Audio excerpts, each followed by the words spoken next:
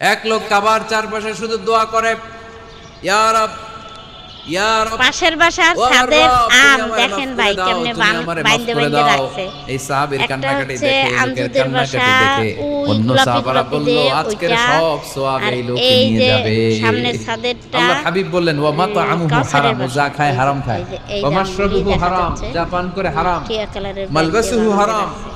তার dress up আর এর আগে এটা অনেক হারাম টাকা থিম থেকে ছিল। আসে। ফাআন্না আর এটা ইউস্তাজাবু হচ্ছে লাহু, আমাদের ছাদ। কেমন করে আল্লাহ ওর দোয়া আমাদের কবুল সাজনা করবে? আল্লাহ গাছ ঠেকা পড়ছে আছে, নাকি?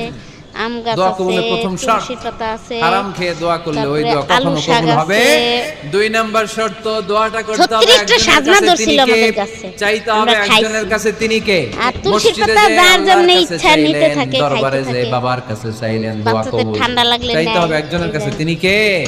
অন্য কোথাও এই যেন যে আমরা না চাই। পুদিনার পাতা, 2টা গেল পুদিনার শর্ত। পাতা 3 দেখেন নাম্বার, ভাই, কত ইয়াকিন সুন্দর থাকতে সুন্দর হবে পুদিনার পাতা। যে আমার দোয়াটা কবুল মরিচ হচ্ছে। গাছ হয়েছে, যখন বোম্বাই দোয়া মরিচের করবেন, গাছ।